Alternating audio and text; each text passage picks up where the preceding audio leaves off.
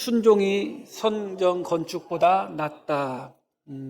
이 말씀의 제목은 사무엘 선지자가 사울 왕에게 했던 그런 말에서 힌트를 얻어서 제목을 적용했습니다. 순종이 제사보다 낫다. 순종이 성전 건축보다 낫다. 솔로몬의 성전을 생각할 때 역사적으로 그렇게 화려하고 웅장한 것으로 치면 웅장하지는 않습니다.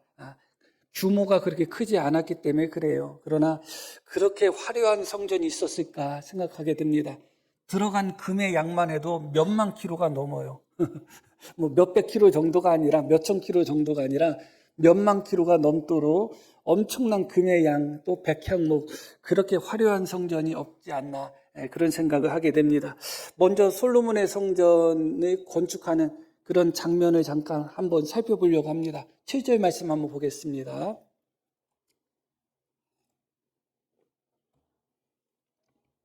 이 성전은 건축할 때에 돌을 그 뜨는 곳에서 다듬고 가져다가 건축하였으므로 건축하는 동안에 성전 속에서는 방망이나 도끼나 모든 철 연장 소리가 들리지 아니했다. 그렇게 말씀이 나옵니다. 솔로몬의 성전은 기본적으로 돌로 지어졌습니다. 그런데 돌은 그 모양이 다 다르죠. 다른 모양을 가진 돌을 가지고 성전을 건축하기 위해서는 그 돌을 조각해야 됩니다. 네모 반듯하게 그 돌을 깎아야 되는 것이죠. 그런데 앞부분 한번 말씀 보겠습니다. 이 성전은 건축할 때 돌을 그 뜨는 곳에서 다듬고 가져왔다. 그렇게 말씀이 나옵니다. 성전을 건축할 때 미리 그 돌을 채석하는 곳에서 그 돌을 다 다듬었다는 겁니다. 완전하게 만들었다는 겁니다. 그래서 정작 성전을 건축할 때 이어지는 말씀 보면 건축하는 동안에 성전 속에서는 방망이나 도끼나 모든 철 연장 소리가 전혀 들리지 않았다. 그렇게 말씀이 나오죠. 몇 가지를 우리에게 의미하는 부분이 분명히 있습니다. 그만큼 성전 건축하는 데 있어서 주의를 기울이고 최선을 다하고 조심했음을 보여주고 있는 것이죠. 미리 완전하게 돌을 다 깎아서 성전을 건축한 것입니다. 그리고 또 하나는 하나님의 성전의 성격을 보여주고 있는 것입니다. 여호와 하나님은 거룩하신 분이시고 그 하나님의 성전은 평화의 성전이 돼야 되는 것입니다. 누구를 해치거나 누구에게 상처를 주거나 누구의 피를 흘려서는 안 되는 것이죠. 그래서 그 성전을 건축할 때 피를 흘릴 수 있는 그런 연장 같은 철로 만들어지는 무기 같은 것이 철로 만들어지죠. 그런 철로 만들어진 연장 소리가 성전에서 전혀 들리지 않았다. 그렇게 말씀이 나옵니다. 이것은 우리에게 교훈하는 바가 참 크다 할 수가 있습니다. 솔로몬의 성전은 뭐 이런 예배당과 같은 그런 성전이죠. 우리가 하나님의 성전 된 것 같은 그런 의미의 성전은 아닙니다. 그럼에도 불구하고 솔로몬의 성전을 건축함에 있어서 전혀 망치 소리나 큰 소리가 들리지 않았다. 부딪히는 소리가 들리지 않았다. 이것은 우리가 정말 깊이 생각해 봐야 되는 문제인 것이죠. 그러나 이제 성전이 무너질 때가 옵니다. 바벨론에 의해서 성전이 무너지는데 그때 많은 금들이 성전에 가득했잖아요.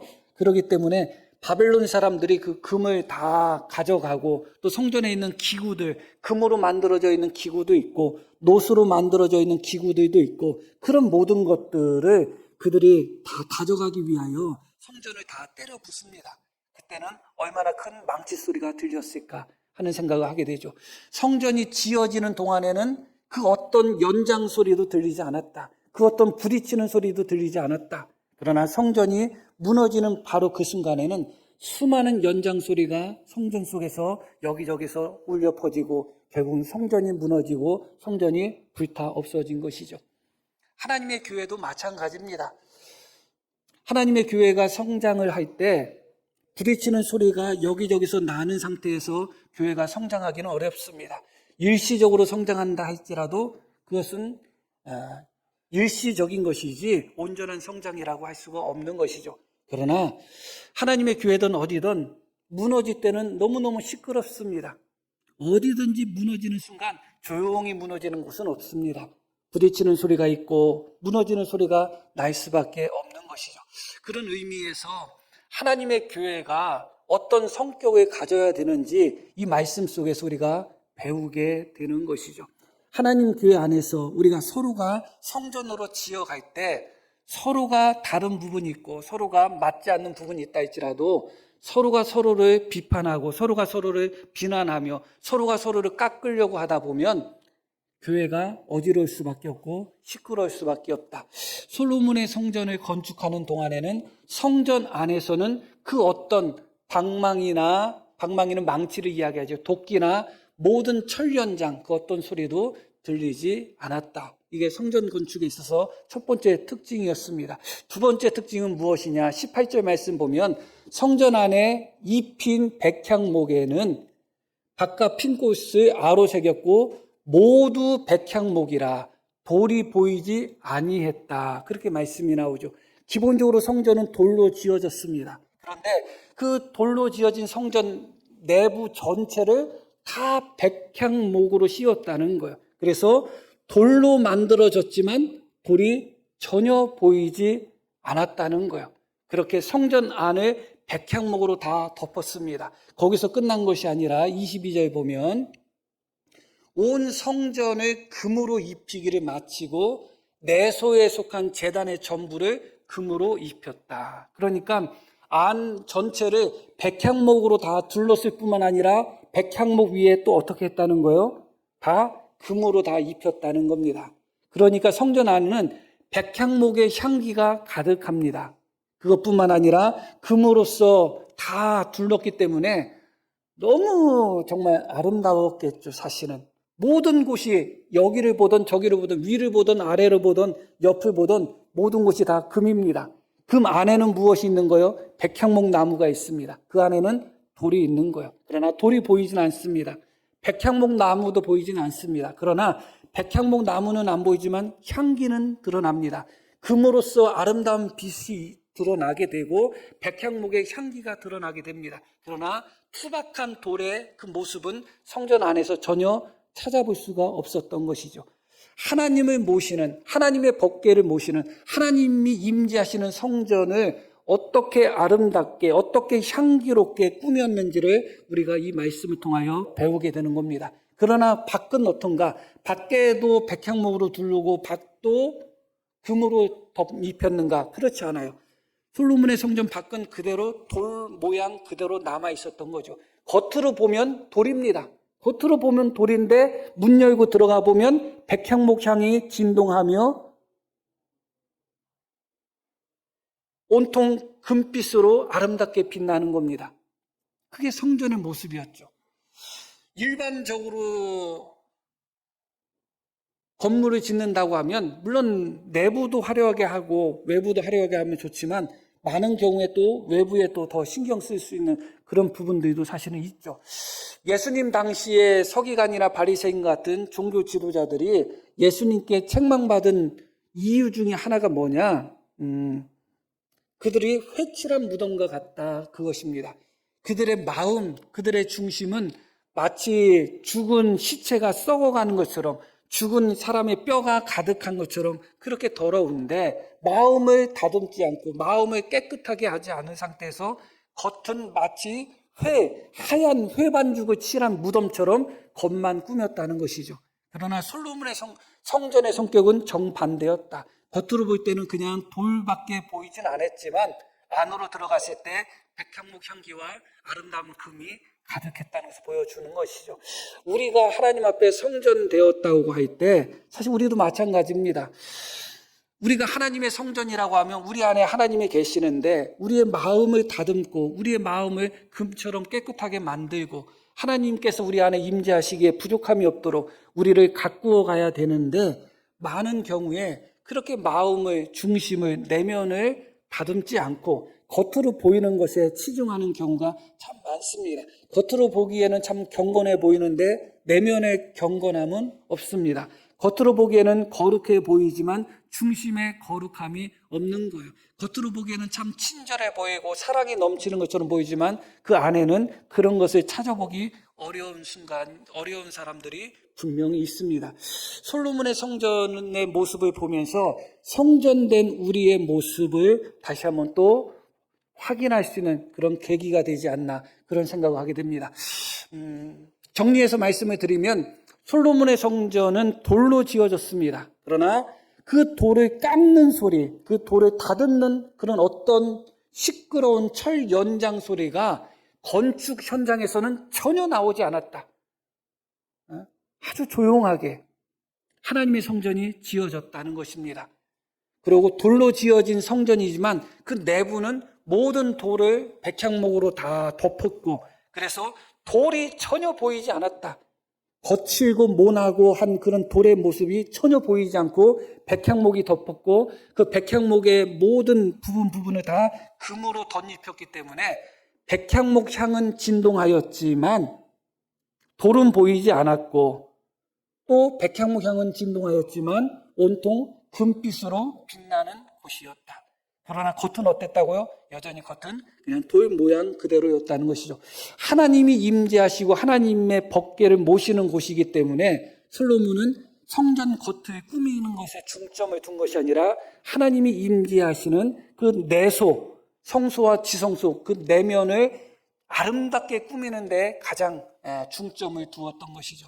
우리도 이 부분에 있어서 우리의 안에 내면이, 우리 안에 심령이, 우리 안에 중심이 하나님을 모신 우리가 어떻게 아름다운 모습으로 가꾸어져 가야 되는가를 다시 한번 생각하게 되는 것입니다. 그러나 중요한 것은 이렇게 솔로몬의 성전이 가장 아름답게 최선을 다해서 가장 정성스럽게 부족함이 없이 지어졌다고 할지라도 그렇다고 해서 하나님이 자동적으로 그 성전에 임재하는 것은 아닙니다.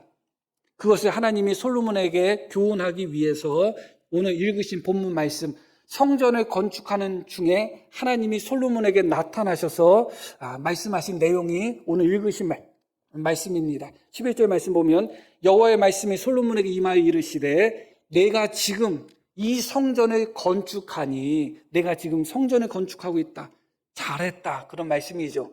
그런데 내가 만일 내 법도를 따르며 내 율례를 행하며 내 모든 계명을 지켜 그대로 행하면 내가 내 아버지 다윗에게 한 말을 내게 확실히 이룰 것이다. 하나님이 솔로몬에게 나타나셔서 내가 지금 성전을 짓고 있다. 그렇게 말씀하면서 더 화려하게 져라. 더 금을 많이 발라서 져라. 그런 말씀은 전혀 없어요. 성전을 건축하고 있는 솔로몬에게 나타나셔서 성전을 어떻게 지라, 이렇게 져라, 저렇게 져라 하는 말씀은 전혀 없고, 무슨 말씀 하냐? 내가 하나님의 모든 계명, 하나님의 모든 말씀을 잘 지켜 순종하라. 그렇게 말씀하고 있는 거예요. 솔로몬의 성전 같은 성전을 지어 드리시는 분이 어디 있어요? 아무도 없죠. 우리 모두는 솔로몬 같은 성전을 지어주시는 능력도 없고 힘도 없습니다. 그러나 솔로몬보다 더 나은 순종으로 하나님을 섬길 수가 있어요. 성전 건축이 순종보다 낫다면 솔로몬보다 하나님을 더 잘 섬길 수 있는 사람은 아무도 없어요. 그러나 순종이 성전 건축보다 낫기 때문에 여기 계신 우리 모든 성도님들은 솔로몬 같은 성전을 하나님 앞에 지어드릴 수 없다 할지라도 솔로몬보다 더 나은 순종으로 하나님을 섬길 수가 있습니다. 그러면 솔로몬이 지어드린 성전보다도 하나님을 더 잘 섬긴 겁니다. 하나님은 지금 솔로몬에게 요구하시는 것이 무엇이냐? 더 화려하고 더 아름답고 더 큰 성전이 아니라 내가 나의 말과 나의 계명과 나의 명령을 잘 지켰으면 좋겠다. 그렇게 말씀하고 계시는 것이죠. 그러면 어떻게 하실 것인가? 이어지는 말씀 보면 내가 또한 이스라엘 자손 가운데 거하며 내 백성 이스라엘을 버리지 아니하리라. 내가 성전을 아름답게 지었기 때문에, 금으로 성전을 덧입혔기 때문에 내가 성전 안에 거하겠다고 말씀하신 것이 아니라 내가 하나님의 말씀에 순종하고 하나님의 명령에 순종을 하면, 그러면 내가 이스라엘 자손 가운데 거하고 이스라엘 백성들을 버리지 않겠다 말씀하는 겁니다. 그러니까 하나님이 함께 하시는 것, 하나님이 임재하시는 것은 아름다운 성전이 조건이 아니라 순종이 조건이었다. 아무리 아름다운 성전을 건축하고 아무리 금으로 빛나는 성전을 건축한다 할지라도 내가 순종하지 않는다면, 내가 나를 떠난다면 임재할 수가 없다는 겁니다. 그러나 순종하고 말씀을 따르면 함께 하시겠다는 겁니다. 이스라엘 자손 가운데 거하며 내가 살겠다는 겁니다. 그리고 이스라엘 백성들을 버리지 않겠다. 이것이 하나님이 성전을 건축하고 있는 솔로몬에게 나타나셔서 교훈하신 것이고 경고하신 거예요. 이유가 분명히 있겠죠. 그러면 솔로몬에게 있어서 더 중요한 것은 무엇이 더 중요한 거예요? 성전보다 더 중요한 것은 순종이 더 중요한 거예요. 내가 하나님 앞에 이렇게 엄청난 성전을 건축해 드렸습니다 하고 스스로 만족하는 것이 아니라 하나님 앞에 아무리 대단한 성전을 건축하여 드렸다 할지라도 순종이 없다면 소용이 없는 것입니다. 솔로몬이 더 신경 써야 될 부분은 성전을 금으로 덧입히는 데에도 관심을 갖고 신경을 써야 되지만 내가 하나님 말씀에 끝까지 순종해야지 하나님이 이스라엘 백성 가운데 거하시고 하나님이 이스라엘 백성을 버리지 않을 것이라는 그런 믿음 가운데 살았어야 되는데 그 부분에 있어서 솔로몬이 부족함을 보였죠. 그것이 열왕기상 11장 말씀에 나옵니다.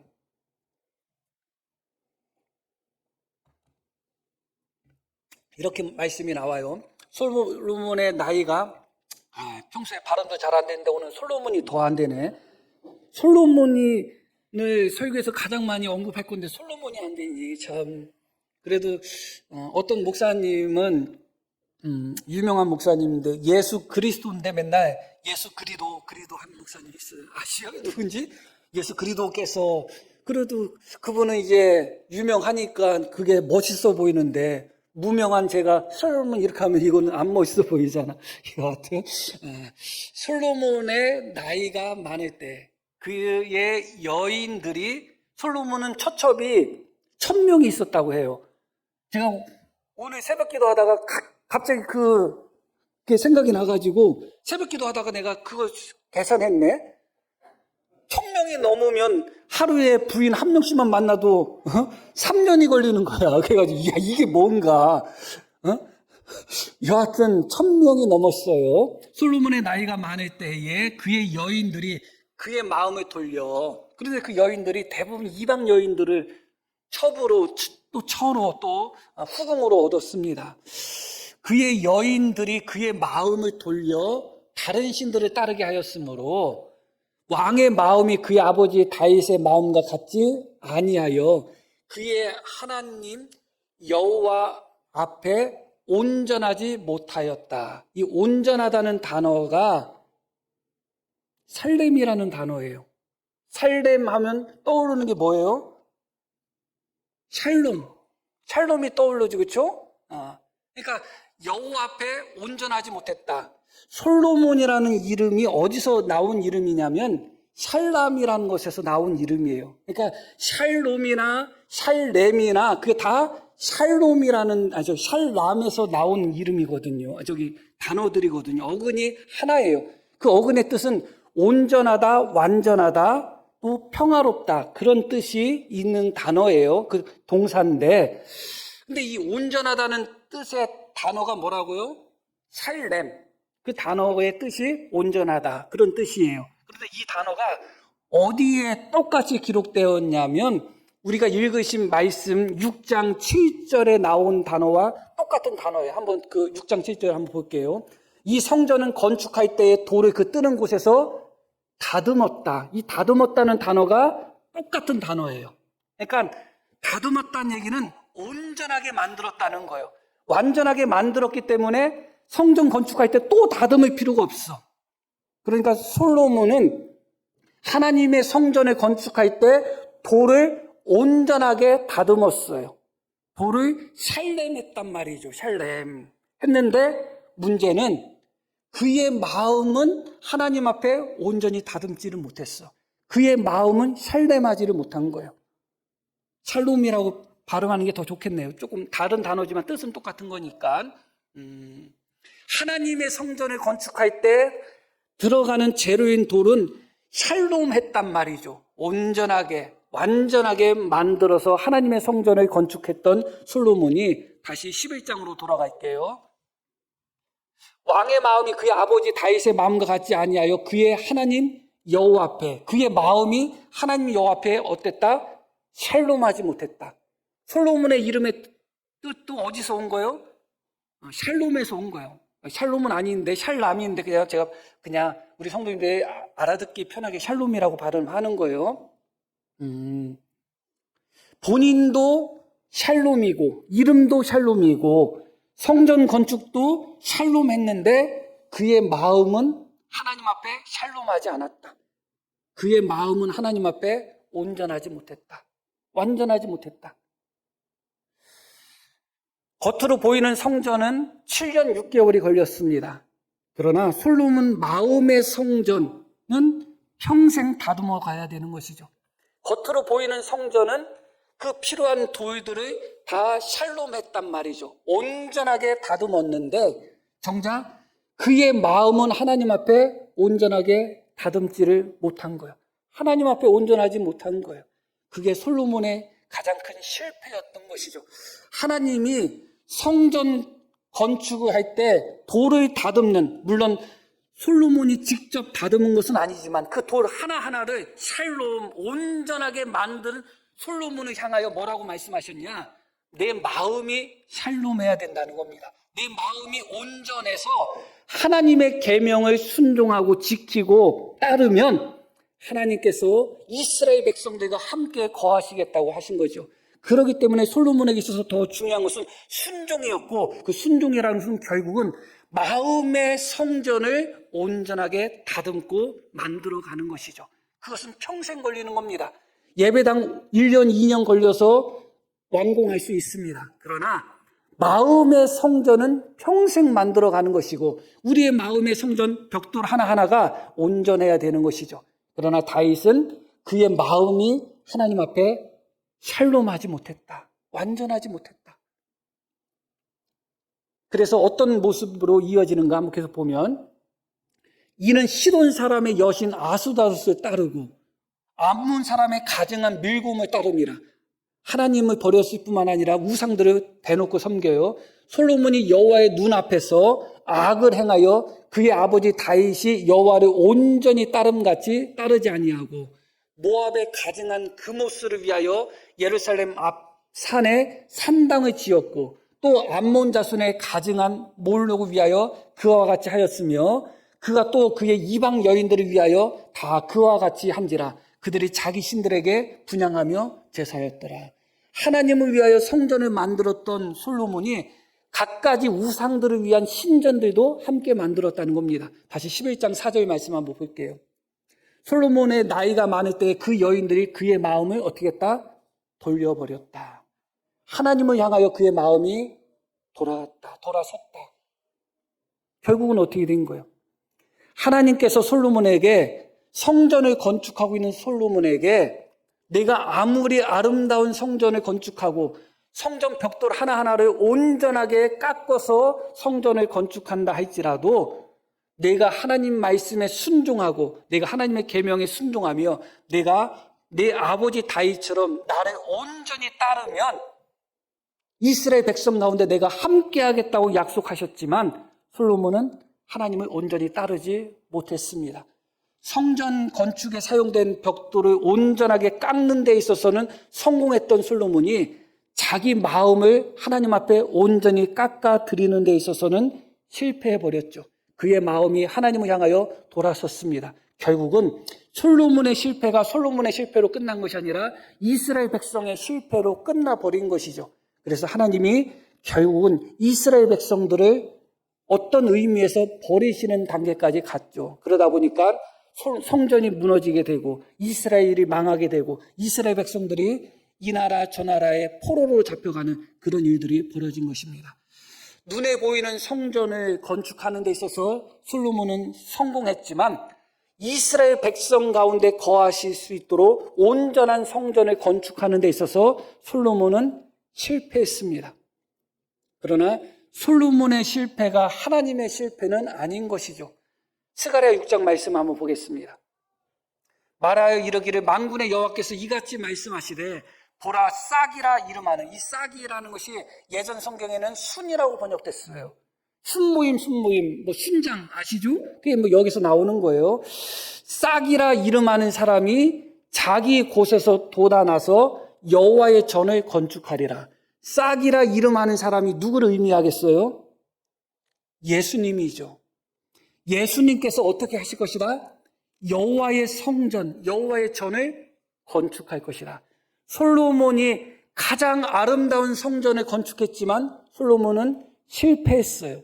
왜냐하면 성전을 건축했지만 하나님이 이스라엘 백성들과 거하며 이스라엘 백성들을 버리지 않는 단계, 온전한 성전을 만들지를 못한 거예요. 그래서 솔로몬은 결국은 눈에 보이는 성전을 건축하는 데 있어서는 성공했지만 영적인 성전, 하나님이 실제로 임재하는 성전을 건축하는 데 있어서는 실패했다. 그러나 진짜 성전, 참된 성전, 하나님이 임재하시는, 하나님이 떠나지 아니하시는, 하나님이 버리지 아니하시는, 하나님이 거하시는 참된 여호와의 성전을 건축할 분이 나올 것인데 그 분이 바로 예수님이라고 말씀하고 있는 거죠. 예수님으로 말미암아 예수님께서 성전을 건축할 것이다. 당신 자신께서 성전이실 뿐만 아니라 고린도전서 3장 말씀을 봅니다. 너희는 너희가 하나님의 성전인 것과 하나님의 성령이 너희 안에 계시는 것을 알지 못하느냐. 너무 놀라운 말씀이죠. 우리가 하나님의 성전이 어떻게 될 수가 있겠어요? 6장 말씀도 봅니다. 너희 몸은 너희가 하나님께로부터 받은 바 너희 가운데 계신 성령의 전인 줄을 알지 못하느냐. 너희가 할 때는 교회를 의미합니다. 믿는 사람들이 함께하는 교회. 너희 교회는 하나님의 성전이라는 겁니다. 그리고 이 6장 19절에 너희 몸은 우리 각자를 이야기합니다. 우리 한 사람 한 사람이 하나님의 성령이 거하시는 하나님의 성전이라고 이야기하고 있습니다. 이건 정말 놀라운 거죠. 솔로몬은 실패했습니다. 솔로몬이 순종하면 하나님께서 이스라엘 백성 가운데 거하신다고 말씀했지만 결국은 솔로몬이 하나님을 버리고 떠남으로 말미암아 결국은 그 약속이 이루어지지 않았습니다. 그러나 순이라고 이름하는, 싹이라고 이름하는 사람이 나와서 그의 성전을 건축할 것인데 여기 계신 성도님들 한 분 한 분이 예수님께서 만드신 성전이라는 것을 기억하셔야 돼요. 하나님께서 우리 가운데 거한다는 것만큼 놀라운 게 어디 있겠어요? 하나님의 성령이 우리 안에 거하는 것보다 더 놀라운 것이 어디 있겠어요? 그런데 그 하나님께서 우리를 떠나지 아니하신다, 버리지 아니하신다, 예수님께서 완전하게 완성하셨기 때문에 그렇습니다. 솔로몬은 실패했지만 실패한 솔로몬의 그것을 우리 예수님이 완성을 했죠. 예수님의 사역을 놓고 보면 처음에 하나님은 아담과 하와를 창조하셨죠. 아담과 하와가 결국은 에덴 동산에서 사탄의 시험에 넘어감으로 말미암아 실패했습니다. 우리 모든 사람들은 아담과 하와의 자손입니다. 실패함으로 말미암아 죽음이 찾아왔고 죽을 수밖에 없는 하나님과 원수되었던 아담과 하와의 자손이죠. 그러나 예수님은 아담과 하와의 실패를 다시 성공으로 바꾸신 거잖아요. 사탄의 시험을 이기시고 십자가에 못 박혀 죽으심으로 말미암아 아담과 하와의 실패로 말미암아 죽을 수밖에 없고 아담과 하와의 실패로 말미암아 하나님과 원수되었던 우리를 하나님과 화목시키시고 우리를 구원의 길로 인도하셨던 것이죠. 그것과 같은 맥락이에요. 아담의 실패를 예수님은 십자가에 못 박혀 돌아가심으로 말미암아 다시 우리에게 승리와 생명을 가져다주는 그런 사역을 감당하셨을 뿐만 아니라 솔로몬의 실패를 우리 예수님은 당신께서 십자가의 사역과 이 땅의 사역을 통해서 그것을 온전히 이루셨어요. 그 결과가 뭐라고요? 우리 한 사람 한 사람인 것입니다. 우리가 하나님의 성령이 된 것은 하나님이 우리를 떠나지 아니하시고 우리를 버리지 아니하시고 우리 안에 거하시는 것은 결국은 예수님으로 말미암아 이루어진 것이죠. 우리의 순종으로 하나님이 우리와 함께 하시는 거예요? 그렇지 않잖아요. 우리의 의로움과 우리의 경건함으로 하나님이 함께 하시나요? 그렇지 않아요. 여기 계신 모든 성도님들이 한 분 한 분이 하나님의 성전이라고 할 때 하나님을 모실 만한 그렇게 깨끗한 그런 마음을 갖고 있기 때문에 하나님이 우리 가운데 임재하셨나요? 그렇지 않잖아요. 우리 자신을 놓고 보면 거룩하신 하나님이 어떻게 우리와 함께 할 수 있겠어요? 거룩하신 하나님이 어떻게 우리 안에 임재하시고 거룩하신 성령님께서 우리 안에 어떻게 함께 하시겠어요?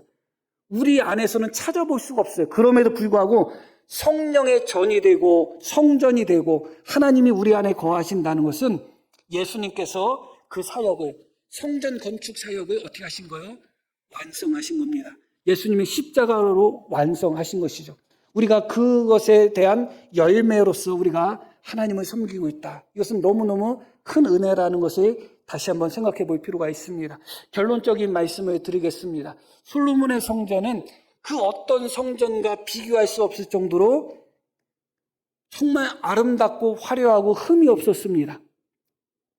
그런데 그렇게 위대한 성전을 건축했지만 그 솔로몬이 건축한 성전에 한계가 있습니다. 그 한계가 바로 역대상 말씀 한번 보겠습니다. 이에 다윗 왕이 일어나서 이르되 나의 형제들 나의 백성들아 내 말을 들으라. 나는 여호와의 언약궤 곧 우리 하나님의 발판을 봉안할 성전을 건축할 마음이 있어서 건축할 재료를 준비하였다. 다윗이 이야기하는 겁니다. 나는 언약궤가 무엇이라고요? 하나님의 발판이다. 그러니까 성전이 무엇이냐? 언약궤를 봉안하는 곳이 성전이에요. 언약궤를 모시는 곳이 성전이거든요. 그런데 그 언약궤가 뭐라고요? 하나님의 발판이다. 그렇게 엄청나게 성전을 건축했다 할지라도 잘해야 하나님의 발이 임하는 정도다. 그게 솔로몬이 건축한 성전의 한계예요. 이사야 6장 말씀 한번 보겠습니다. 우시야 왕이 죽던 해에 내가 본즉 주께서 높이 들린 보좌에 앉으셨는데 이 보좌는 어디 보좌예요? 하늘 보좌예요. 높이 들린 보좌에 앉으셨는데 그의 옷자락은 성전에 가득하였다. 이해가 가시나요? 성전이 하나님의 발판이에요. 하나님의 발판이기 때문에 높은 보좌에서 딱 앉으시니까 성전에는 뭐만 있어요? 하나님의 옷자락만 있어요. 솔로몬이 건축한 성전이 비교할 수 없을 정도로 온전하고 완전하고 값진 모양으로 만들었다 할지라도 백향목향이 진동하고 금빛이 휘황찬란하다 할지라도 하나님의 발판을 봉안하는 정도, 하나님의 옷자락이 가득한 정도지 하나님 본체가, 하나님이 온전히 그 성전 안에 임재하는 게 아니에요.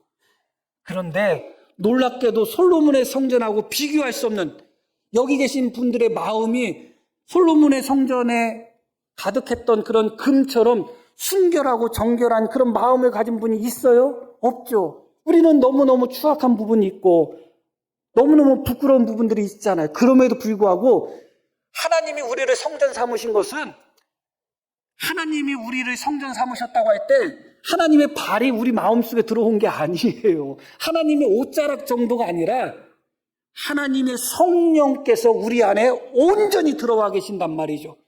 솔로몬 성전과 비교할 수 없는 그런 솔로몬의 성전도 하나님의 발이나 하나님의 옷자락 정도밖에 임재 안 하셨는데 우리 같은 그것과 비교할 수 없는 흠이 많고 점이 많은 우리 같은 부족한 이들에게 하나님께서 온전히 임하셨다. 그게 바로 예수님의 사역인 것입니다. 오늘도 주님은 우리와 함께 하십니다. 우리 성령님께서 우리 안에 계십니다. 성령님이 우리를 떠나지 않고 우리와 함께 하시는 거 우리 성도님들이 정말 예수님 잘 믿고 정말 순종 잘하고 성도님들의 마음밭이 정말 금보다도 더 아름답게 빛나서 성령님이 우리와 함께 하시고 버리지 않나요? 그렇지 않아요. 솔로몬의 성전은 금으로 덧입혀졌지만 우리의 몸은, 우리의 심령은, 우리의 영혼은 금보다 더 귀한 주님의 보혈로 가득 차 있는 것입니다. 주님의 보혈이 우리의 허물을 덮어버리는 거예요. 주님의 보혈이 우리의 연약함을 덮고 우리의 죄악을 덮어버리는 거예요. 그렇기 때문에 하나님이 발만 임한 것이 아니라 웃자랑만 임하시는 것이 아니라 온전히 우리 가운데 임하고 계십니다. 하나님이 우리 가운데 계십니다. 믿으시기를 바랍니다. 자, 우리가 들으신 말씀 기억하며 함께 기도하겠습니다.